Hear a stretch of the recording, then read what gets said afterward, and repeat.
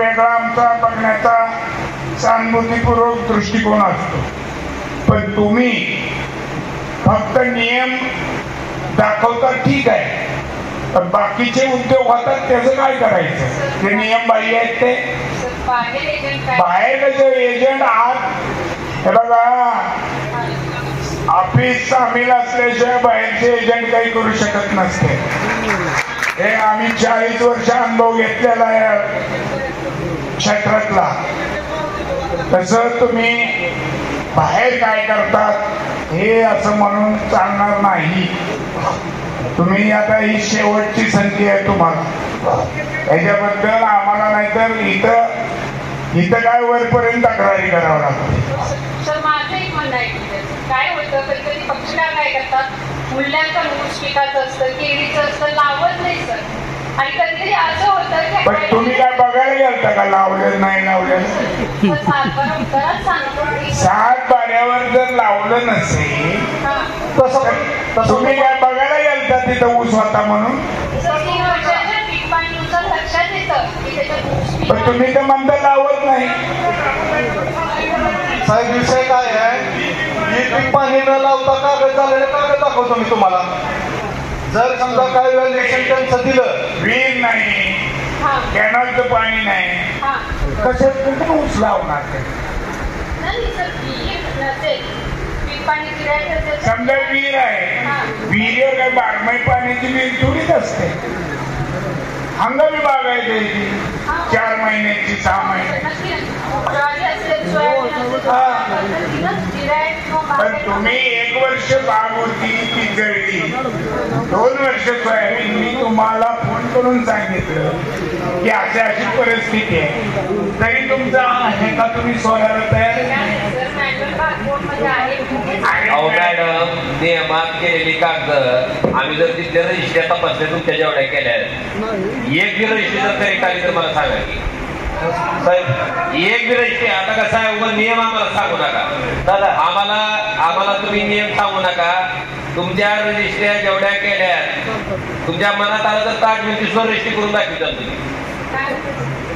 असं खतरनाक काही कार्य दादा, तुम्ही नियम आम्हाला, आमचं आक्षेप आहे की गोरगरीब शेतकरी तिथं त्याच्या काही अडचण असते म्हणून त्याला जमीन विकावी लागत असते, येणारा बी शेतकरीच असते.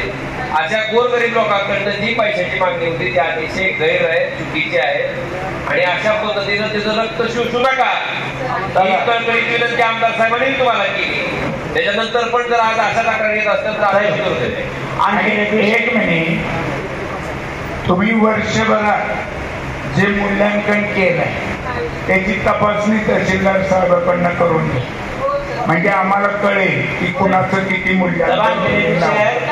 खरेदीसाठी जर केलं आपण आणि उतार्यावर जर बँकेचा बोजा असला तर होत नाही म्हणून सांगते, आणि ह्यांची जी बाहेरचे एजंट आहेत लिहून देतं 80,000 द्या, 90,000 द्या, आणि ती कागद तेवढं पैसे करून कागद नाही साहेब माझ्याकडे तुम्हाला आणून दाखवायला, झालेला कागद आहे माझ्याकडे तुम्हाला आणून दाखवायचं म्हटलं कासारीचा काय उतार्यावर बँकेचं लोन होतं आपल्या डीसीसी बँकेचं गोडगावच्या.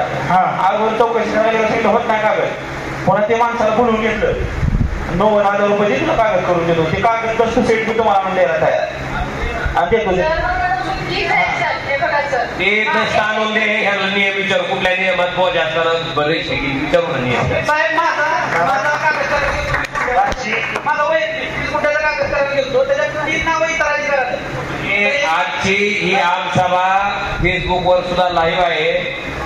जे लोक फेसबुकवर लाईव्ह बघायले त्यांना सुद्धा विनंती आहे की ज्या ज्या कार्यालयामध्ये अशा पद्धतीनं पैसे घेऊन कुठला कागद केलेला असेल तुमच्या निदर्शनास आला असेल तर निश्चितपणे आमदार साहेबांकडं माझ्याकडं तुम्ही निश्चितपणे आणून द्या. आम्ही त्याच्यावर 100% ऍक्शन घ्यायला.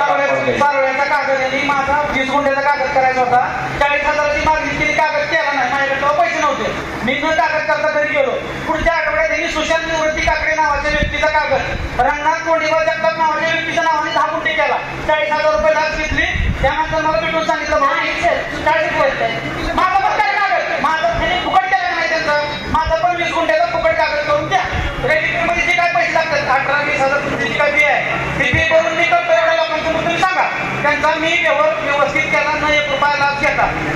हो दादा, ह्यांनी 10 गुंठ्याचा कागद कागद 1 रुपया न लाभ घेता केलाय, तसा माझा पण 1 रुपया न लाभ घेता ही काय स्टॅम्प ड्युटी आहे ती घेतो आणि करून द्या उद्या येतो कागदाला. हे बघा, ऐका, 3 वर्षांसाठी 40,000साठी पीक पाणी 3 चर्चा करण्यापेक्षा आम्ही तुम्हाला सोपा उपाय सांगितला की आमच्याकडे आणून द्या, करून आपण 10 गुंठ्याचा त्या गटातला कागद झाला, 20 गुंठ्याचा उद्या अजून करा.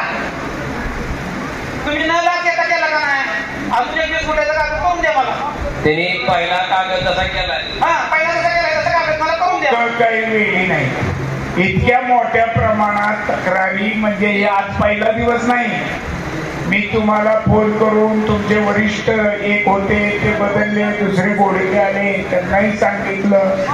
तुम्ही मला भेटायला आल्यावर मी तुम्हालाही सांगितलं की तुम्ही नीट वागण्यात सुधारणा करा. म्हणजे हे सगळ्या तक्रारी ह्या काही आज आमसभा आहे म्हणून नाही किंवा या दोघा तिघा पुरत्याच मर्यादित नाही. ह्या सर्वेशाम वैराग भागातल्या तक्रारी तुमच्या ऑफिस बद्दल आहे, व्यक्तिशः तुमच्या बद्दल आहे. अरे मी बोलतोय की राव ती काढवर त्याचा माहीत काय लावलंय हुकुममध्येच हे तुम्ही एक काय आता आम्ही बोलण्याच्या पलीकडे गेलोय. तुमचं वागणं तुम्ही साहेब त्यांचे ते मूल्यांकन तपासा काय लावलंय काय नाही. काही म्हणणार नाही, फक्त ज्या पक्षकारांचे तुम्हाला फोन आले होते ऐकू देता का नाही त्यांचं का उगाच तुमचंच ऐकायचं किती वेळ आणि तेच ते ऐकायचं का तुमचं त्यांचं काय